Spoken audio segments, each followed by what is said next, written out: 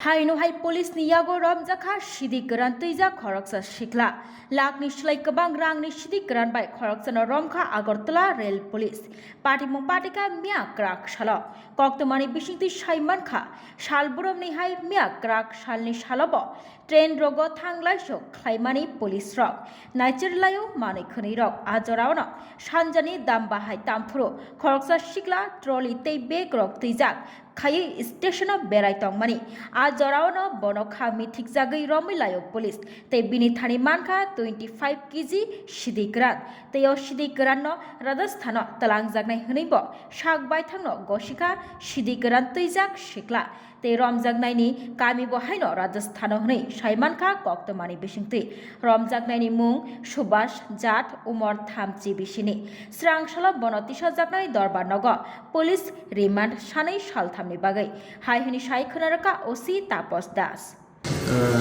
গতকালকে আমরা প্রত্যেক দিনের মতোই যে ট্রেনগুলো যায় এবং সবসময় আমরা চেকিং করি, তো সেই সুবাদে কালকেও আমরা আরপিএফ জিআরপিএফ এবং আমাদের যে অন্যান্য গোয়েন্দা বিভাগ আছে আমরা সবাই চেকিং করছিলাম।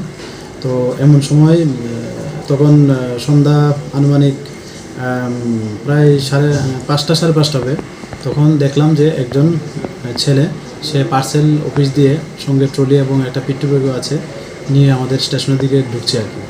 তো আমাদের সন্দেহ হয় যে হয়তো এটার মধ্যে কোনো কিছু থাকতে পারে, কারণ ওইগুলো খুব ওয়েট দেখা যাচ্ছে। তারপর যথারীতি তাকে আমরা আটক করে জিজ্ঞাসাবাদ করতে সে বলল যে হ্যাঁ, সে এগুলোর মধ্যে গাঁজা আছে এবং সে এগুলি রাজস্থানে নিয়ে যাবে, কারণ তার বাড়ি রাজস্থানে। তো তারপর আমরা আমাদের সিনিয়র অথরিটি যারা আছেন ওনাদেরকে খবর দিই, তো ওনারাও আসেন। তারপর আমরা ওইগুলি আমাদের পার্সেল অফিসে ওয়েট করে দেখি যে এখানে গাঁজা আছে টোটাল 25 কেজি।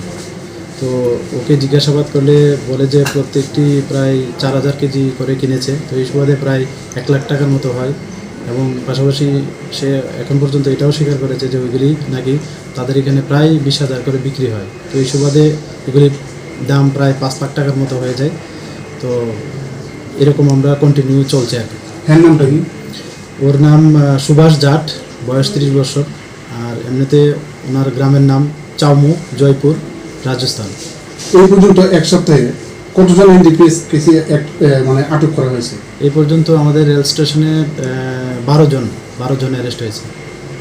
আজকে ওকে আদালতে তোলা হবে? হ্যাঁ, আজকে মহামান্য আদালতে ওকে প্রেরণ করা হবে পুলিশ রিমান্ড চেয়ে।